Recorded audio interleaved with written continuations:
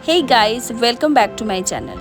आज का ब्लॉग बहुत स्पेशल है क्योंकि मैं एक्सप्लोर करने वाली हूँ उड़ीसा के कुछ मोस्ट ब्यूटीफुल और स्पिरिचुअल प्लेसेस, भुवनेश्वर, पुरी, कनक सन टेम्पल और नंदकानन जियोलॉजिकल पार्क। तो चलो स्टार्ट करते हैं इस ब्यूटीफुल जर्नी को। रात को 12:30-1 बजे तक हम लोग निकल गए थे उड़ीसा के लिए और सुबह 6:30-7 बजते ही हम लोग पहुँच गए थे भुवनेश्वर। सबसे पहले मैं पहुंची भुवनेश्वर, जिसे टेम्पल सिटी भी कहा जाता है। यहाँ का वाइब इतना पीसफुल और स्पिरिचुअल है कि बस दिल को सुकून मिल जाता है। हर जगह मंदिर और positive energy, perfect start for the trip. सुबह जैसे ही मैं एंट्री कर रही थी, मेरे आंखों के सामने हरे रामा हरे कृष्णा बजने लग गया था। आप सब देख पा रहे हो, यहाँ का लोकेशन इतना ज़्यादा सुंदर है और ये बीच में जो टेम्पल है पानी के बीच में, ये और भी ज़्यादा अट्रैक्टिव फील करा रहा था। मॉर्निंग में थोड़ा सनराइज एंजॉय करके हम लोगों ने ले लिया था अपना रूम, जो रूम विजिट मैं आपको अभी करवाने वाली हूँ। ये रूम 150 इयर्स पहले का है। इसका आप देख रहे हो इंटीरियर्स कितना ज़्यादा ब्यूटीफुल है, कितना ज़्यादा कोजी वाइब है। ऐसा लग रहा था कि मैं कोई राजमहल में आ गई हूँ।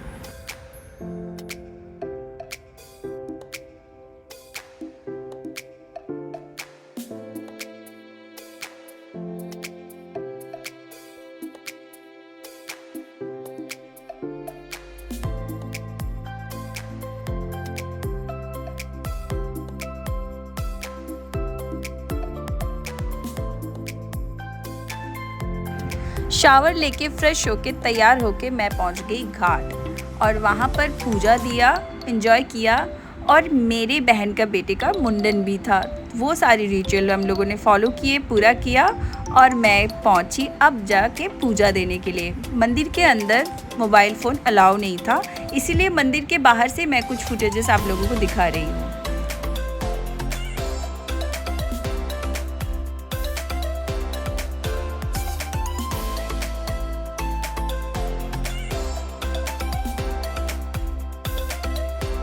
पूजा देने के बाद हम लोगों ने खाया वहाँ का महाप्रसाद भोग।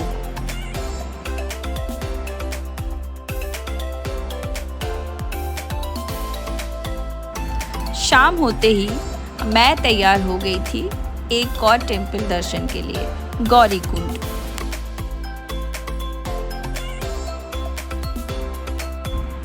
ये वही जगह है जहाँ से केदारनाथ टेम्पल के लिए यात्रा स्टार्ट होती है। तो चलिए शुरू करते हैं इस डिवाइन जर्नी को।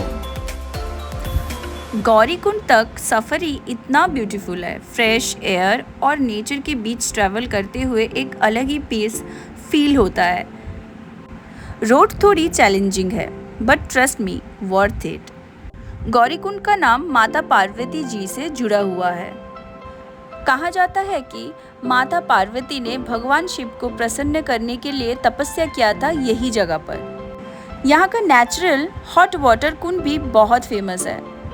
लोग यहाँ स्नान करके अपनी यात्रा स्टार्ट करते हैं और बिलीव करो, ठंडी वेदर में ये गर्म पानी के एक ब्लेसिंग लगता है। अब मैं निकल गई हूँ जगन्नाथपुरी के लिए।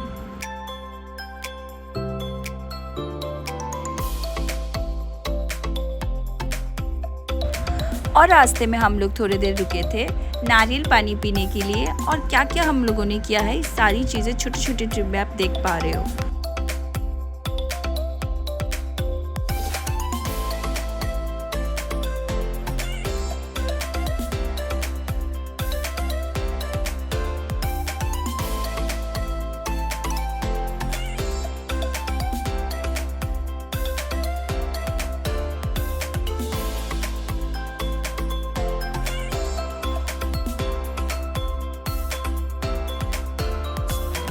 पूरी जाते वक्त रास्ते में थोड़ी देर के लिए हम रुक गए थे। सामने था ये ब्यूटीफुल समुंदर।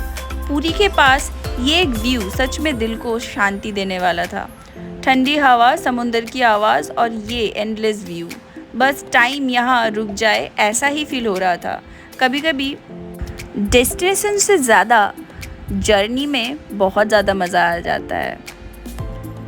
ये कुछ टाइम स्पेंड करके लिटरली माइंड फ्रेश हो गया और फिर हम निकल गए अपनी नेक्स्ट डेस्टिनेशन की तरफ। जगन्नाथ टेम्पल के निर्माण 12th सेंचुरी में हुआ था। इस भव्य मंदिर को बनवाया था अनंतवर्मन देवा ने। ये मंदिर पुरी में शिफ्ट हुआ है और इंडिया के सबसे इम्पोर्टेंट धार्मिक स्थान में से माना जाता है। ये भगवान विष्णु का एक रूप में पूजा जाता है। साथ में सुभद्रा और बलभद्र जी भी विराजमान है। इनकी मूर्तियाँ लकड़ी से बनी होती है, जो मंदिर को और भी स्पेशल बनाता है। इस मंदिर की सबसे स्पेशल ट्रेडिशन है नवकलेवरा। इसमें कुछ सालों बाद भगवान की मूर्ति बदली जाती है। ये प्रोसेस बहुत ही सीक्रेट और बहुत ही अलग तरीके से किया जाता है। इस दिन भगवान जगन्नाथ, बलभद्र और सुभद्रा बड़े बड़े रथों पर निकलते हैं और लोग इसके दर्शन करने के लिए आते हैं। फिर हम गए कोणार्क सन टेम्पल और ऑनेस्टली ये प्लेस एक बहुत ही ज़्यादा सुंदर प्लेस है। अगर आप उड़ीसा गए हो तो ये प्लेस मिस मत करना।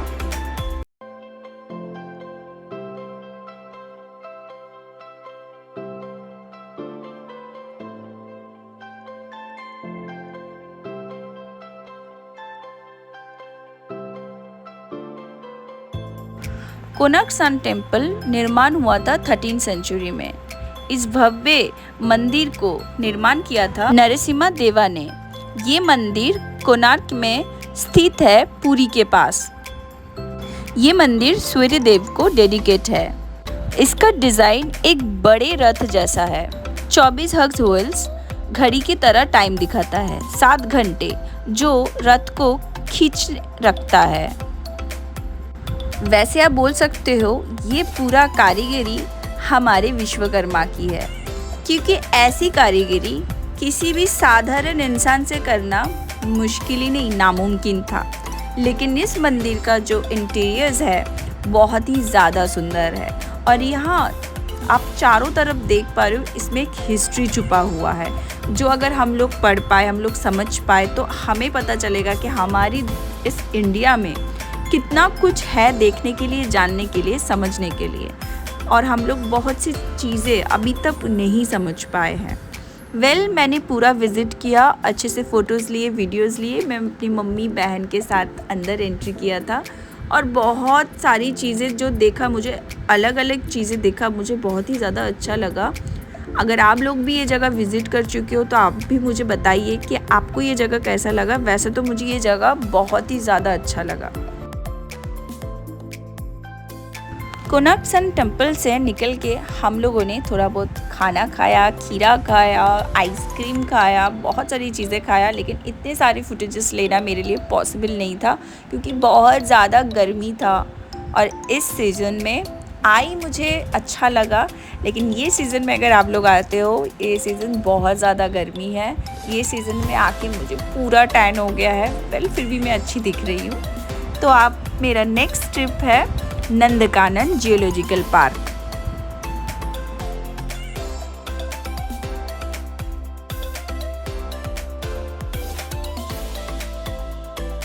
नंदकानन जियोलॉजिकल पार्क की स्थापना 1960 में हुई थी। ये ऑफिशियली 1979 में पब्लिक के लिए ओपन हुआ। ये जू भुवनेश्वर के पास लोकेटेड है। नंदकानन का मतलब होता है ग्रीन ऑफ हेवन, और सच में ये जगह पूरी नेचर से भरा पड़ा था। ये इंडिया का सबसे यूनिक जू में से एक है। ये एक जू प्लस बोटानिकल गार्डन दोनों हैं। ये एनिमल्स नेचुरल हैबिटेट जैसे एनवायरनमेंट में रहते हैं। इंडिया का पहला जू जहाँ पर वाइट टाइगर ब्रीडिंग सक्सेसफुल हुआ। नंदकानन स्पेशली फेमस है अपना वाइट टाइगर्स के लिए। ये दुनिया के रेयर एनिमल्स में से एक है और यहाँ इनको देखना एक अनफॉरगेटेबल एक्सपीरियंस होता है। यहाँ आपको मिलता है lion safari, tiger safari, bear safari, boating भी अवेलेबल है। ये सब एक्सपीरियंस इस प्लेस को और भी एक्साइटिंग बनाता है। हर साल मेरी ही तरह हज़ारों टूरिस्ट यहाँ पर आते हैं। नंदकानन जियोलॉजिकल पार्क ये सिर्फ एक जू नहीं, सच में एक हेवन है। सो गाइज, ये रहा मेरा एक्सपीरियंस और मैंने क्या क्या मज़ा किया है और आपको कैसा लगा है, आप कहाँ कहाँ गए हो, आप मुझे कमेंट करके ज़रूर बताइए।